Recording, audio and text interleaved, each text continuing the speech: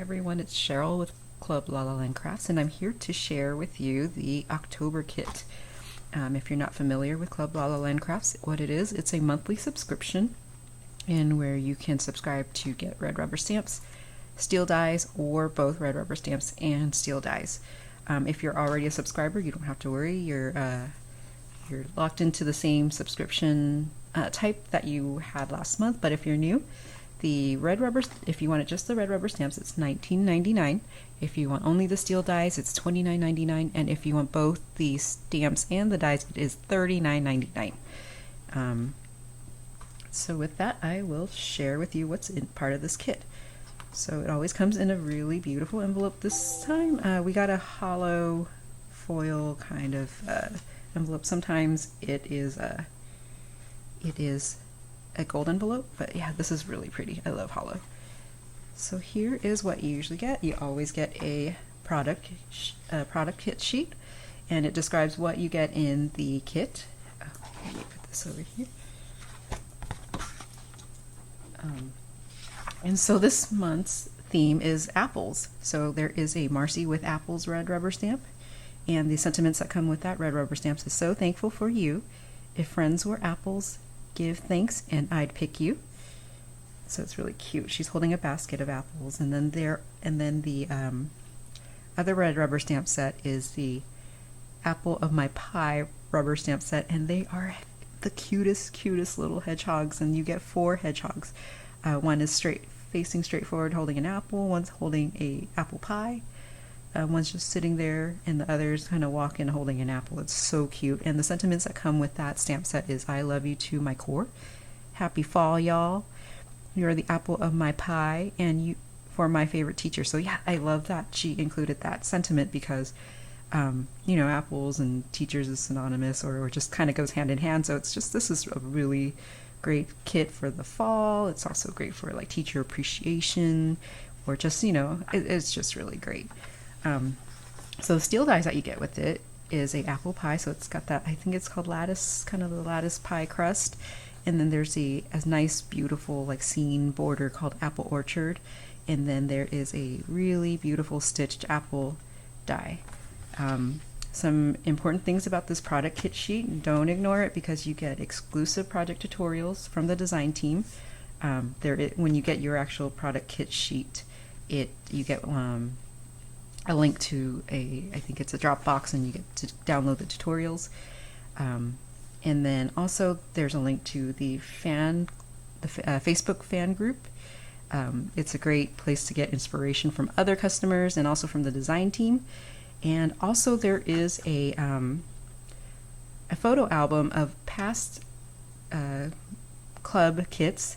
And after your after your first subscription, so at the second subscription, if you liked one of the past kits and you weren't a subscriber at the time, and if there's a picture in that album, you can actually purchase that for whatever the kit price is. So for instance, if you wanted both the stamps and the dies, it would be $39.99, which is a great deal because, as you can see right here, the retail value of the kit is $77.99 and you're paying $39.99. So that's, usually it's about like 40% off of the retail value. So if you do find yourself seeing the regular releases from La La Land Crafts and you're like, oh man, I bought almost everything, then you should definitely be a club subscriber if you're not already, because you're getting a great deal. Irina always is ahead of whatever the seasonal trend is, so you'll get stuff and you'll be right on point with what needs to be done for the the next season or upcoming season. So it's pretty cool. So there we go with that. And so now I'll share with you the products. So here are the red rubber stamps. So you always get 2 sets. So one's a Marcy, and I already read the sentiments there. And then here are the hedgehogs, and they are just so cute. They're probably one of my favorite critters at the moment, but they keep outdoing themselves every month. And then here are the steel dies. So here's the pie. It's pretty big. Here's like in relative to Marcy. And then here's the apple. I did cut the leaf in the stem, just since I figure the leaf's going to be green, and then I have like brown for the stem. And then here's a nice little scene, the border scene, the apple orchard. And then there is also a die for little apples right here. It's really cute. I always love the little scene dies. So I will now share with you some projects that I made with the kit. So I made a shaker card. I used the element, like the little stems and the leaves and little apples. I cut them out using green, yellow, and red cardstock. Put some sequins in, and then I have the pie and then the little hedgie that's holding a pie and a pie tin. And then I used Distress Oxide inks for the apples.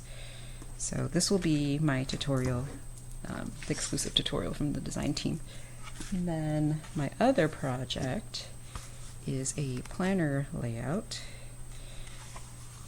And so I did film a quick tutorial on this, so this will follow the review. And so yeah, it's like here I use sticker paper and I die cut the apple orchard die, and then I stenciled in the clouds, and I colored in, and I put stickers, or made stickers of the hedgehogs and Marcy, and I stuck it in there. Put a little die cut of the large apple here, and then I also use the little apples right here to make a little fun weekend sticker. That's that. And then and just if you wanted to see, I do have this whole, actually my whole traveler's notebook is full of La La Land Crafts layouts. So this is the February kit. So just in case, if you're a longtime subscriber and you already have it, thank you for supporting the business. And if you're not, I just wanted to give you a few previews of what you could purchase from the past kits. And this is a really cute bee theme with the honey jars, and then there were multiple sizes of like hexagons for this kit. This was from February 2020, I believe. This one was the March kit, so we had the unicorns with ice cream, and there was a Marcy eating ice cream. This one was really fun. This was March. Here was April, was a pizza theme. And then May was a really fun farm theme with cute little rabbits. Then June it was a fun beach theme. And then we had a safari theme in July. August was a cozy up kind of movie night theme, and had a really cool large couch stamp and Marcy. And then last month was the kind of a girl boss work from home kit. So just wanted to share with you some of the past kits. I kind of have it conveniently located in my planner. So if you're interested in any of these and you weren't a subscriber at the time, with your second subscription you can make a request in the Facebook group. So with that, I guess that is it. Again, for just the red rubber stamps, that is $19.99. If you wanted just the steel dies, it is $29.99. And if you want the whole kit with red rubber stamps and steel dies, it is $39.99. And don't forget, you have exclusive tutorials from the design team here, and join the Facebook group for a lot of inspiration. And also it's a really fun group. It's always great to see and get ideas from the other design team members, and then also from other fans and customers. So that's all I had for you. And again, I have a tutorial following this video, and I hope you enjoy it. Thank you. Bye. Hi, I'm going to share with you how I did a planner layout in my B6 Traveler's Notebook. I've used the Summer's Here layering stencil, and Distress Oxide ink and tumbled glass, and a foam blender. So first I put a kind of a protective sheet so I don't get ink on the planner pages behind the page that I'm working on, and also to protect the mat. And then I'm gonna, for this planner layout, I'm gonna do the clouds in a diagonal way. So that's why I'm kind of having it at a slant. So all I do is tap my Distress Oxide ink and then just kind of work, starting at the stencil itself and then bringing the color out. Concentrate the color closest to the stencil and then just kind of let it blend out a little bit so that you get a kind of like an ombre or a gradient effect. And it's a pretty quick process, so I do really love stenciling in my planner pages because it adds a really beautiful decorative element to my planner pages without adding any bulk. you just keep building the clouds, and there's no super secret or super strategy that I'm doing. I'm just kind of putting it at a diagonal and just making it so that there's some overlap between the clouds. And just kind of going up as high as you want. I've also seen some people do like a rainbow cloud and it looks really gorgeous. I just kind of kept it simple here and just kept use the light blue. And then I do the same on the other side. And I'm not too worried about the Sunday date cover or the date, since I'm going to put some stickers over it after I'm done with the stenciling.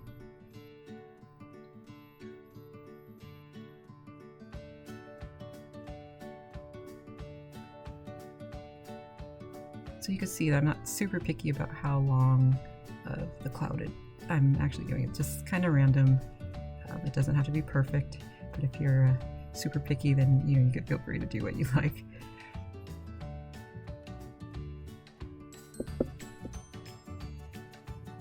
Next, I'm going to put the date stickers just to add a little bit of color, and then also just kind of making the dates a little bit more bold.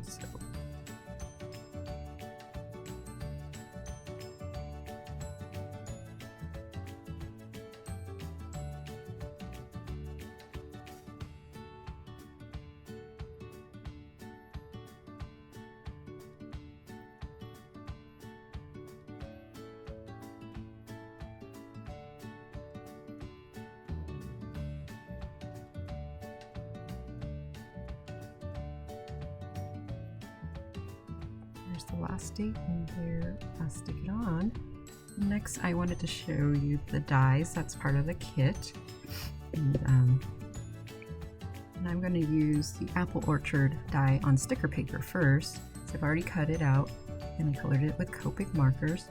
So you can see that with one of the cuts, I put the tree behind the fence and the one in front.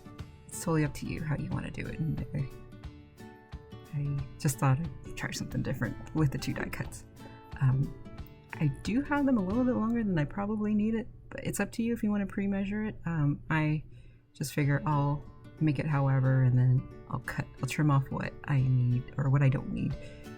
But if you want to save on your Copic inks, which I probably should have done, you can always pre-measure and then color, but I do recommend coloring it when it's not on the planner page, just because it's with a die cut you do have to color to the edges, and if you do that on the planner pages, you'll likely get some Copic or the alcohol ink on the planner page and it'll bleed through to the pages behind it, so just be careful with that. So I always color stuff like this outside of the planner pages. So here I'm aligning the hill with the other hill.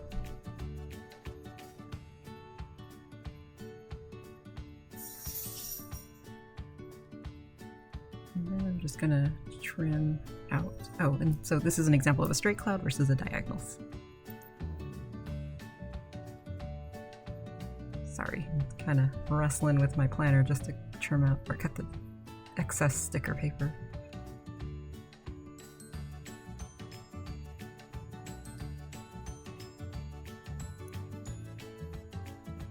If this was like a ring bound or a ring bound planner, then you could just take the planner page out and use a paper trimmer and just quickly cut it off. But because I have a bounded traveler's notebook, then I have to manually cut it.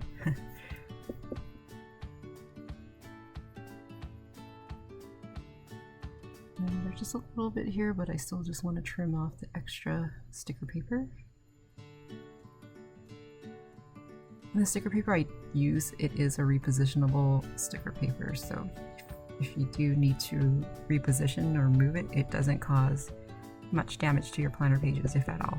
But it does lose a little bit of tack when you do remove it. And so here are the stamped images that I've already colored. So I'm going to pull out Marcy with apples and put her right there. I didn't want the bold black line to show up behind Marcy's face. It just doesn't look very nice. So what I usually do is I'll put some white out about where her face would be so that there's no line there. I don't do it all the time. If I remember, I do it. It just kind of makes it much clearer image. Then I put the hedgehogs.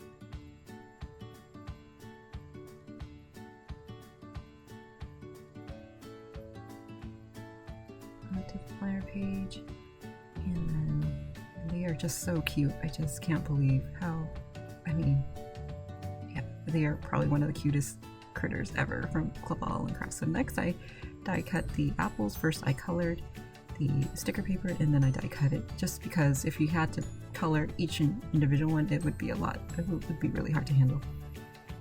And so now I'm struggling to remove the backing of the sticker paper, and I'm just kind of positioning wherever, kind of at random places. As I mentioned, this is repositionable sticker paper, so I do have the opportunity to move it if I see fit. So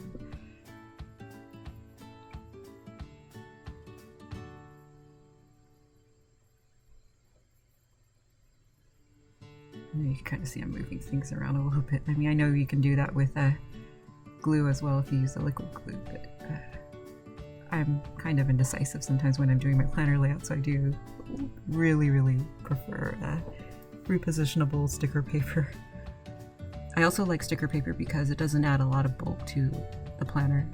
I choose that. I know there are some planners that use, you know, Copic friendly cardstock or like Express It, but I don't like bulky planners, so I tend to go with sticker paper. It doesn't hold the ink quite as well, but at the same time, you know, you can be strategic and kind of modify how you color to make sure you can still get the best coloring that you can.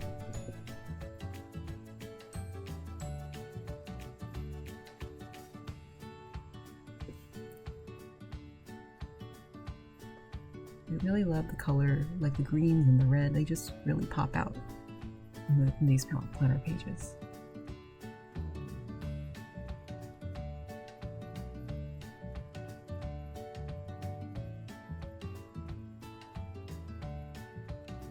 Just kind of doing some final touches.